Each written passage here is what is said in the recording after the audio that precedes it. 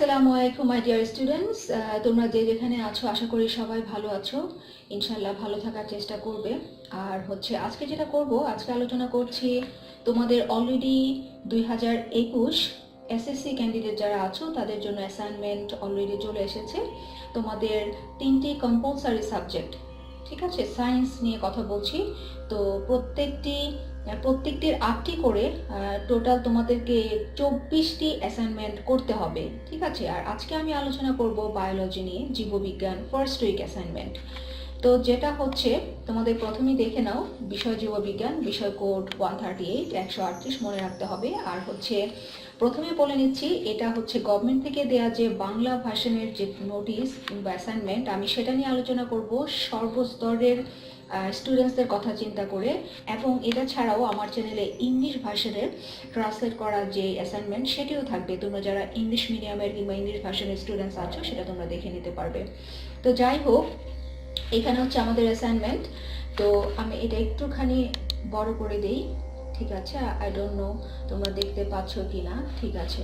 তো আমি যেটা করব, তোমাদের মধ্যে অনেক স্টুডেন্টস আছে তারা একটু ভয় পেয়ে যাচ্ছ, তাদের কাছে মনে হচ্ছে যে এটা অনেক বেশি কমপ্লেক্স, অনেক কঠিন, কিভাবে করব। তো তোমরা অ্যাসাইনমেন্টের ধারণা নেওয়ার জন্য, আপাতত একটা প্রিপারেশন নেওয়ার জন্য, স্টাডি করার জন্য, এটা সম্পর্কে একটু ধারণা যেটা কিভাবে করবে আমি সেই ব্যাপারে একটু কথা বলবো। আর বাকিটা তোমরা নিজেরা চেষ্টা করতে হবে, ঠিক আছে। আমি কিন্তু একেবারেই অ্যান্সারটা ডিরেক্টলি বলে দিব না, কারণ তোমাদের অ্যাসাইনমেন্টের উপরে কিন্তু মূল্যায়ন করা হবে, তোমাদের মেধা যাচাই করা হবে, ঠিক আছে। সো দেখো, আমরা এখন ডিরেক্টলি চলে যাচ্ছি অ্যাসাইনমেন্টে। এখানে একটা ছক, একটা টেবিল আছে। তো টেবিলের কিছু কলাম আছে, কলামগুলো আগে আমাদেরকে দেখে নিতে হবে। অ্যাসাইনমেন্ট নম্বর, তোমাদের অ্যাসাইনমেন্ট নম্বর আছে, এবং তোমরা যারা অ্যাসাইনমেন্ট প্রতিটা সাবজেক্টের করবে, গভর্নমেন্ট নোটিশ থেকে কিছু গ্রিড আছে, ঠিক আছে। তো তোমরা যারা একদম সম্পূর্ণ নোটিশটা গভর্নমেন্ট থেকে পাওয়া দেখবে, সেখানে কিছু গ্রিড আছে, একটা টেবিল আছে, সেখানে কিন্তু দেয়া থাকবে। ওখান থেকে তোমাদের নম্বরটা নিতে হবে, অ্যাসাইনমেন্ট নম্বর, ঠিক আছে। এবং তোমাদের যে কভার পেজ, সেখানে খুবই খুবই ভালোভাবে সাবধানতার সহিত তোমাদেরকে সেটা মানে ফর্মটাকে ফিল করতে হবে। সেখানে একটা পার্ট করবে প্রতিষ্ঠান, একটা পার্ট করবে স্টুডেন্টস তোমরা, এবং একটা পার্ট করবে সাবজেক্ট টিচার, ঠিক আছে। সো এই জন্য তোমরা জেনে রাখো, অ্যাসাইনমেন্ট নম্বর, এটা কিন্তু আমরা করছি বায়োলজি ফার্স্ট উইক, হ্যাঁ, প্রথম যে অ্যাসাইনমেন্ট। তো এখানে অ্যাসাইনমেন্ট নম্বর কিন্তু 1। তারপর দেখো অধ্যায় ও অধ্যায়ের নাম, মানে চ্যাপ্টার সেকেন্ড চ্যাপ্টার। আর অধ্যায়ের নাম জীবকোষ ও টিস্যু। দ্যাট মিনস আমাদের সেল, টিস্যু অ্যান্ড অর্গানিজম। ওকে। তো অ্যাসাইনমেন্ট, যেটা তোমাদেরকে অ্যাসাইনমেন্ট করতে হবে, খালি চোখে লক্ষণীয় উদ্ভিদ কোষের বৈশিষ্ট্য এবং টিস্যুর শ্রমবন্টন নির্ণয়। খালি চোখে, with your naked ice. Okay, with your naked আইস উদ্ভিদ কোষ, দ্যাট মিনস প্ল্যান্ট সেল, ঠিক আছে। Plant sell plant sell characteristics. তুমি একটা প্ল্যান্টের একটা পার্টের, হতে পারে স্টেম, হতে পারে ফ্রুট, হতে পারে লিভস, খালি চোখে দেখে সেই প্ল্যান্ট সেলের ক্যারেক্টারিস্টিক্স গুলাকে তুমি যেটা নির্ণয় করতে পারবে। এবং প্ল্যান্ট টিস্যু, ঠিক আছে, তোমরা জানো অনেকগুলো সেল নিয়ে তো টিস্যু হয়, অনেকগুলো টিস্যু নিয়ে একটা অর্গান হয়। সো ওই টিস্যুর ক্যাটাগরি কিংবা ক্যারেক্টারিস্টিক্স, এই সমস্ত জিনিসগুলোকে তোমাদের এখানে সেট করতে হবে। দেন শিক্ষণফল, লার্নিং অবজেক্টিভস। এখানে তোমাদের কিছু লেসন আছে তোমাদের বুক থেকেই। তো এই যে অ্যাসাইনমেন্ট, সেটা করার জন্য সেটা তোমরা কিভাবে করবে, এখানে দেখো ইনস্ট্রাকশন, নির্দেশনা। সো সংকেত, ধাপ বা পরিধি, তোমাদেরকে কিছু সংকেত, কিছু হিন্টস দেওয়া হয়েছে, কিছু ধাপ, স্টেজ কিংবা কিছু স্টেপ। ওকে, সেটার উপর ভিত্তি করে তোমরা এই অ্যাসাইনমেন্টটাকে, বায়োলজির ফার্স্ট উইক অ্যাসাইনমেন্টটাকে কমপ্লিট করবে। তো আমি যেটা বলছি, দেখো এই ছক কিংবা টেবিলটাকে করার জন্য এখানে কিছু সংকেত মানে হিন্টস দেয়া যেগুলো হয়েছে। ধাপ 1, হ্যাঁ, স্টেপ 1। আমি আবারও বলছি, ইংলিশ ভার্সন কিংবা ইংলিশ মিডিয়ামের জন্য কিন্তু আমার আলাদা এই পুরা অ্যাসাইনমেন্টটাই ইংলিশ ভার্সনে দেওয়া থাকবে। সো যাদের এখন বুঝতে প্রবলেম হবে, সো ধাপ 1, পাঠ্যপুস্তকের 20 থেকে 21। হ্যাঁ, তোমরা এই ছকটা কমপ্লিট করার জন্য যে পেজগুলোর হেল্প নিতে হবে তোমাদের বুকের চ্যাপ্টার থেকে, second chapter cell, tissue and organism থেকে, সেগুলো 20 থেকে 21, 23 থেকে 24, 28 থেকে 33। এই সমস্ত পেজের মধ্যে তোমরা ভালোভাবে পাবে। আদার অন্যান্য পেজের হেল্পও তোমরা নিতে পারো। সো দেখো, ধাপ 2, স্টেপ 2 তে কি বলা হয়েছে, খাতায় নিচের মতো দুটি ছক করতে হবে। তো তোমাদের মেইন যে অ্যাসাইনমেন্ট, তোমরা যে এই যে খালি চোখে উদ্ভিদ প্ল্যান্ট সেলের ক্যারেক্টারিস্টিক্স গুলা যে নির্ণয় করবে, হ্যাঁ, তোমরা যে অবজার্ভ করবে, করে এটা কিভাবে তোমরা প্রুফ করবে, তোমরা কিভাবে বোঝাবে, এই ছকের মাধ্যমে তোমাদেরকে সেটা করতে হবে। তো এরকম একটা ছক একটা টেবিল খুবই সুন্দরভাবে তোমাদের A4 সাইজ পেপার, সব ইনস্ট্রাকশন তো তোমরা পাবেই, নোটিসের প্রথমেই দেওয়া আছে গভর্নমেন্টের রুলস, সেগুলো কিন্তু অবশ্যই পড়ে তোমাদের সেই অ্যাসাইনমেন্টের পেপার সাইজ সবকিছু তোমরা, তো ওই পেজের মধ্যে তোমাদের এরকম একটা ছক আঁকতে হবে।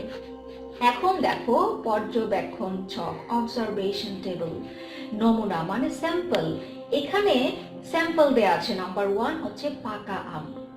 পাকা আমের আন্ডারে যেই সমস্ত ক্যারেক্টারিস্টিক্স গুলা তোমরা এখানে চুজ করবে কিংবা ফাইন্ড আউট করবে কিংবা অবজার্ভ করবে, সেটা হচ্ছে বোটা, হ্যাঁ, স্টেম, খোসা পিলস, শ্বাস শেলস, আটি আমের যে সিড। তো আমি I am very sorry, extremely sorry যে আগামীকালই কোরবানির ঈদ, যার পাশেই বিভিন্ন কোরবানির পশু এবং তারা অনেক সাউন্ড করছে, সেই জন্য তোমাদের কাছে আমি ক্ষমা চেয়ে নিচ্ছি। তো দেখো সেটা পাকা আম, বোটা, খোসা, শ্বাস, আটি। আরেকটা নমুনা আমরা এখানে নিব, কাঁচা পেঁপে।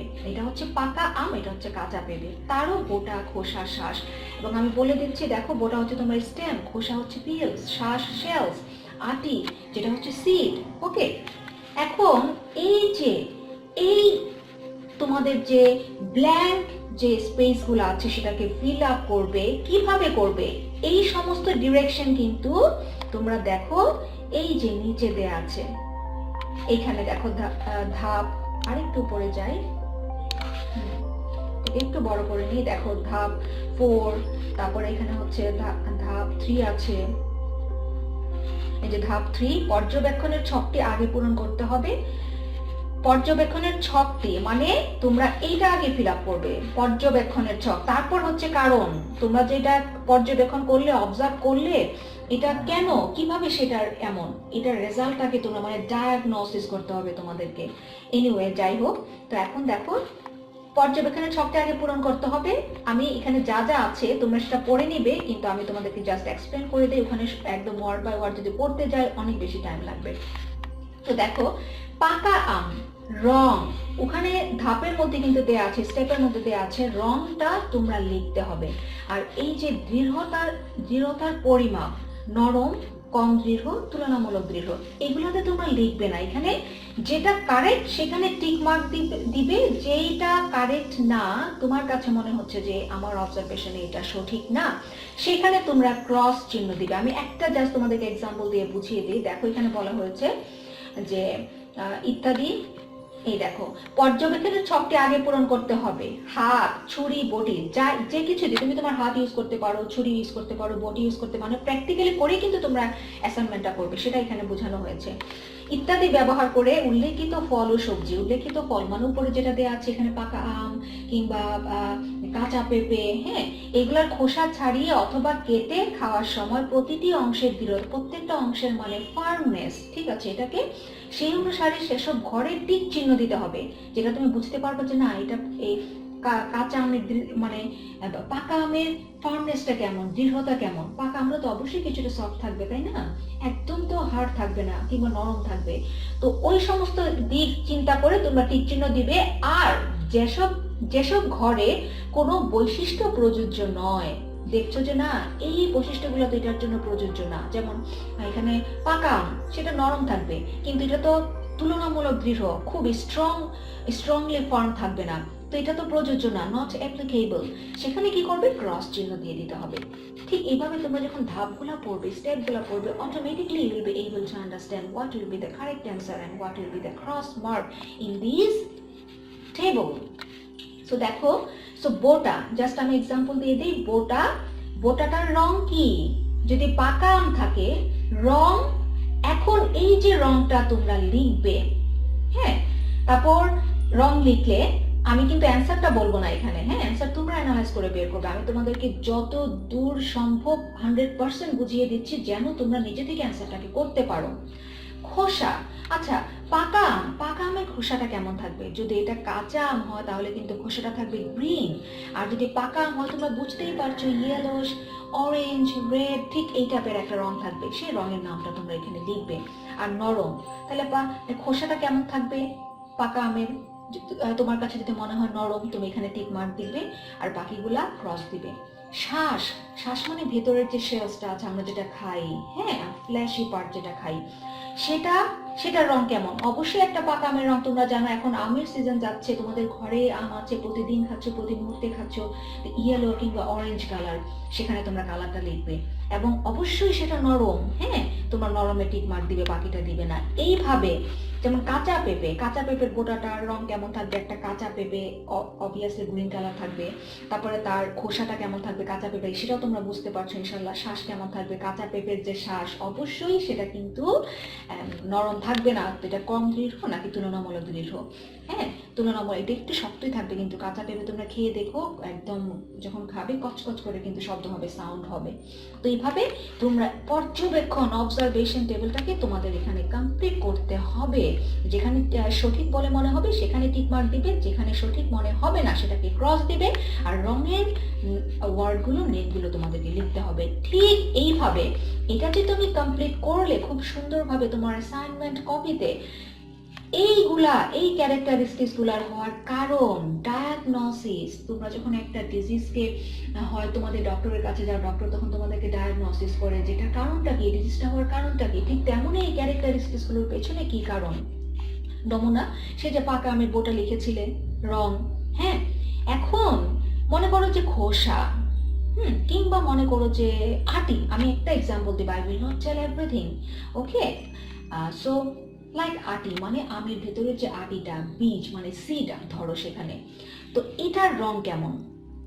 আমটা হয়তো বা কালারফুল থাকবে, তার খোসাটা কালারফুল থাকবে, তার যে শেলস, শ্বাসটা কিন্তু অরেঞ্জ, ইয়েলো বা রেডিশ থাকবে, কিন্তু আটিটা কিন্তু কালারফুল থাকবে না।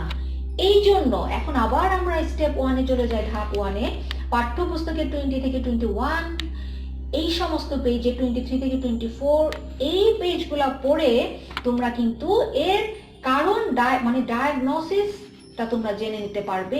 ওই প্রত্যেকটার একটা করে এখানে পার্ট লিখবে, যেটা কেন। লাইক আমি চলে যাই পাকা আমের আটিতে, এখন দেখো আমরা বুক পেজে চলে যাই ইনশাল্লাহ। বুক পেজে মনে করো যে আমরা এটাতে যাই, এই দেখো এই পেজে 23 পেজে প্লাস্টিড, তোমরা জানো যে plant sell, different types of organelles R available in plant sell, সেখানে প্লাস্টিড আছে, সেখানে ভ্যাকিউল আছে, সেখানে লাইসোজোম, ডিফারেন্ট টাইপস অফ, সেখানে ক্লোরোপ্লাস্ট, সেখানে সাইটোপ্লাজম, প্রোটোপ্লাজম, অনেক অর্গানেলসের মধ্যে তোমরা জানো একটা অর্গানেল হচ্ছে প্ল্যান্ট সেলের একটা most important and most different organelle than animal cell, যেটা কিনা অ্যানিমাল সেলে নাই, প্ল্যান্ট সেলে আছে, সেটা হচ্ছে প্লাস্টিড। এবং প্লাস্টিডের মধ্যে কিন্তু বিভিন্ন টাইপ আছে, specially 3 types of plastid, chloroplast, chromoplast and leucoplast, তোমরা জানো। তো ক্লোরোপ্লাস্ট কিন্তু প্ল্যান্টের মানে উদ্ভিদের গ্রিন কালার, মানে ক্লোরোপ্লাস্ট কি, এটা একটা অর্গানেল যেখানে পিগমেন্ট থাকে, ক্লোরোফিল মানে ক্লোরোফিলের জন্য কালারটা গ্রিন দেখায়। সো তোমরা যেই পার্ট, যেখানে তোমরা যে এই যে একটা মনে করো যে কাঁচা পেঁপেটার এক্সাম্পল তোমরা মানে নমুনাটা করছো স্যাম্পল, তখন দেখবা যে যেই পার্টটা হচ্ছে সবুজ গ্রিন তোমরা লিখছো, যে কাঁচা পেঁপের খোসাটা, তোমরা কিন্তু অবশ্যই সবাই এখানে গ্রিন লিখবে, আই নো। তো কেন green? Because chloroplast, chlorophyll is present in this part. That's why the color of the peels of the raw papaya মানে কাঁচা পেঁপে is green. তো তোমাদেরকে এই ক্লোরোপ্লাস্টের জন্য সেটা গ্রিন, এইটা তোমাদেরকে লিখতে হবে। তারপর মনে করো যে আমরা আবার চলে যাই, যেমন দেখো এটা হচ্ছে রং লিখলে, তারপর হচ্ছে এই যে নরম, কম দৃঢ়, তুলনামূলক দৃঢ়, তোমরা যেটা শক্ত লিখবে, যেটা নরম লিখবে মানে টিক মার্ক দিবে। কেন? এইটা চলে যাবে তোমরা হচ্ছে, কারণ আমাদের কিন্তু দেখো এই যে learning objective plant cell and tissue কিন্তু অফকোর্স, এবং তোমরা জানো প্ল্যান্ট টিস্যুটা specially 2 types, meristematic tissue, permanent tissue. And permanent টিস্যুতে তোমরা জানো যে এখানে অ্যাগেইন হচ্ছে ডিফারেন্ট টাইপস আছে, বিভিন্ন ধরনের আছে, সিম্পল অ্যান্ড কমপ্লেক্স। সিম্পলের মধ্যে আছে প্যারেনকাইমা, কোলেনকাইমা, স্ক্লেরেনকাইমা, ঠিক আছে? এইগুলা কিন্তু এই পেজে দেখো 28 থেকে 33 এই পেজগুলো পড়ে, স্পেশালি দেখো আমি আরেকটা এক্সাম্পলে যাই, একটু বুকে চলে যাই ইনশাল্লাহ। এখানে দেখো লাইক কোলেনকাইমা, প্যারেনকাইমা, কোলেনকাইমা, তুমি দেখো collenchyma, this kind of tissue provides, I don't know তোমরা আমার এরোটা দেখতে পাচ্ছ কিনা, this kind of tissue provides rigidity, বুঝতে পেরেছো? রিজিডিটি মানে ওই যে ওই টেবিলের মধ্যে আছে দৃঢ় মানে ফার্মনেস, শক্ত, এবং কম্পারেটিভলি মোর স্ট্রং। তো এই যে কোলেনকাইমার জন্য তোমরা যেখানে দৃঢ় দিবে কিংবা তুলনামূলক দৃঢ়, এই প্যারেনকাইমাটা কেমন, রিজিডিটি কোলেনকাইমা কেমন, কোলেনকাইমা যদি তোমরা দেখো দেখতে পাবে this kind of tissue provides rigidity to the young and supple stems, দেখেছো? স্টেমের মধ্যে collenchyma, for example the stem of guard.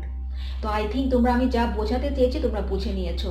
আবার আমরা চলে যাই, দেখো এখানে এই যে যেটা হলো বোটা মানে স্টেম, হ্যাঁ, তারপর কাঁচা পেঁপে, এটা আরো মানে তোমার কাঁচা পেঁপের যে স্টেমটা থাকবে, তুমি দেখো কাঁচা পেঁপে এটার বোটা কিন্তু অবশ্যই স্ট্রং থাকবে। তাহলে স্ট্রং যদি থাকে তাহলে ওই টিস্যুটা কোন ধরনের টিস্যুটা, কি প্যারেনকাইমা নাকি কোলেনকাইমা? যদি কোলেনকাইমা হয় তাহলে তুমি যেখানে তুলনামূলক দৃঢ়র মধ্যে মানে কাঁচা পেঁপের বোটাতে টিক মার্ক দিয়েছিলে, সেটার কারণটা তুমি এখানে লিখবে because collenchyma tissue, it is for collenchyma tissue. এভাবে তোমরা প্রত্যেকটার একটা করে, যেমন রং এখানে কয়টা আছে 7, 1 2 3 4 5 6 7, 7 রঙের জন্য 7 ক্যারেক্টারিস্টিক্স লিখতে হবে। কোন প্লাস্টিকের জন্য কোনটা, যেমন আটি, দেখো এখানে আটি তোমরা কিন্তু রংটা ছিল বর্ণবিহীন মানে কালারলেস, তোমরা অবশ্যই এখানে লিখবে, তাই না? কালারলেস। তাহলে এখানে তোমরা কারণের মধ্যে লিখবে এই আটিটা কালারলেস ছিল because leucoplast has no colour, ঠিক আছে? সো তারপর হচ্ছে দেখো তোমার যেটা অরেঞ্জ, ইয়েলো, এটা কি ওই যে chromoplast, understand? So I think you everyone my dear student you understand very well. So এইভাবে তোমরা সুন্দরভাবে একটা ছক করবে তোমাদের অ্যাসাইনমেন্টে, প্রত্যেকটা রঙের নামগুলো লিখবে, এটার কোন রং, এটা কি ইয়েলো নাকি অরেঞ্জ নাকি গ্রিন নাকি বর্ণবিহীন মানে কালারলেস, তারপর এটা কি নরম নাকি এটা ক্রমদৃঢ় হালকা শক্ত নাকি বেশি শক্ত, হ্যাঁ এটা। তারপর এগুলো কেন, ওই যে যেটা তোমার প্যারেনকাইমা কম দৃঢ়, তুলনামূলক দৃঢ় মানে আরো বেশি শক্ত, সেটা কোলেনকাইমা, এবং রং যেটা হচ্ছে গ্রিন সেখানে দিবা ক্লোরোফিল প্রেজেন্ট, যেটা কিনা অরেঞ্জ ইয়েলো, হ্যাঁ রেডিশ সেটাকে দিবা যে ক্রোমোপ্লাস্ট, তোমরা জানো মানে ক্রোমোপ্লাস্টটা কিন্তু কালার, হ্যাঁ, বাট ইটস নট গ্রিন। এটা হচ্ছে তোমার এটার বিভিন্ন ফটোসিনথেটিক পিগমেন্ট আছে, যেমন জ্যান্থোফিল, ক্যারোটিন, হ্যাঁ, তারপর হচ্ছে ফাইটোসায়ানিন, এই সমস্ত কারণে এগুলো ইয়েলো, রেডিশ, অরেঞ্জ এই সমস্ত কালারগুলো হয়, ঠিক আছে? তো এই তোমরা ক্যারেক্টারিস্টিক্সগুলো একটা দিবে, যেমন এখানে 7টা রঙের জন্য 7, মানে 7 ক্যারেক্টারিস্টিক্স লাগবে, only one diagnosis you have to mention. So এইভাবে ইনশাল্লাহ তোমরা এই ছকের হচ্ছে এই অ্যাসাইনমেন্টে তোমরা যে খালি চোখে দেখে, যেটা কারণ এটা কিন্তু নট উইথ মাইক্রোস্কোপ, তোমাদের খালি চোখে দেখতে পেয়েছো, তোমরা এটা কালার কি ইয়েলো না অরেঞ্জ তোমরা দেখতে পাচ্ছ, এটা কি গ্রিন তোমরা দেখতে পাচ্ছ, এটা কি শক্ত তুমি হাত দিয়ে ধরে দেখতে পাচ্ছ নাকি নরম তুমি বুঝতে পারছো। সো এইভাবে তোমাদের এই লার্নিং অবজেক্টিভ মানে পেজেসগুলো দেওয়া আছে, এর থেকে এই ছক করে তোমাদেরকে এই মেইন অ্যাসাইনমেন্ট কিন্তু এটা তোমরা এটা হচ্ছে এক্সাম্পল, এই ছকের মাধ্যমে তোমরা সেটাকে শো করবে, তোমরা সেটাকে প্রুফ করবে, এবং সেই স্টেপগুলো পড়ে তোমরা আরো বুঝতে পারবে যে কিভাবে করবে। এবং এখানে তোমাদের নম্বর আছে ইনশাল্লাহ। তো সাবধানতা, তোমরা যে এটা প্র্যাকটিক্যাল, তো এটা কিন্তু তোমরা শুধু কপি করে ফেলবে, বুক থেকে দেখে তোমরা একটা ছক করে ফেলবে তা না, তোমরা প্র্যাকটিক্যালি বাসায় সেটা করে দেখে অ্যানালাইজ করে দেন তোমরা সেই অ্যাসাইনমেন্টটাকে কমপ্লিট করবে। এই জন্য এখানে কিছু সাবধানতা আছে, যেন ধারালো যন্ত্র ব্যবহার করবে না, খুব সেই ব্যাপারে সাবধান থাকতে হবে। অবশ্যই পরিবারের বয়োজ্যেষ্ঠ কারো তত্ত্বাবধানে কাজটি করতে হবে। পর্যবেক্ষণ দেখো, পর্যবেক্ষণের ছকে যা কিছু উল্লেখ করা হয়েছে কারণ নির্ণয়, কারণ এই যে কারণগুলা তোমরা এখানে এই ছকে দিবে, এবং এখানে দিবে এই স্যাম্পল অনুযায়ী রংগুলা লিখবে, তারপরে যেখানে সঠিক ক্রস দিবে, যেখানে সঠিক না যেখানে সঠিক রাইট দিবে, যেখানে সঠিক না ক্রস চিহ্ন দিবে। এবং এগুলো পাবে তোমার এই পাঠ্যপুস্তকের তোমার যে বুকের এই সমস্ত পেজে, ঠিক আছে? সো আমি মনে করছি তোমরা ইনশাল্লাহ যারা বোঝার অনেকেই বুঝে গিয়েছো, এটা তোমাদেরকে কিছুটা হেল্প করবে। তোমরা সেই অনুসারে চেষ্টা করতে থাকো, ইনশাল্লাহ নেক্সটে আমি তোমাদের অ্যান্সার নিয়ে আরও আলোচনা করব, তোমরা আমার সাথেই থাকবে। সো সবাই আবারও ভালো থাকবে। Thank you very much, all the best, take care of yourself.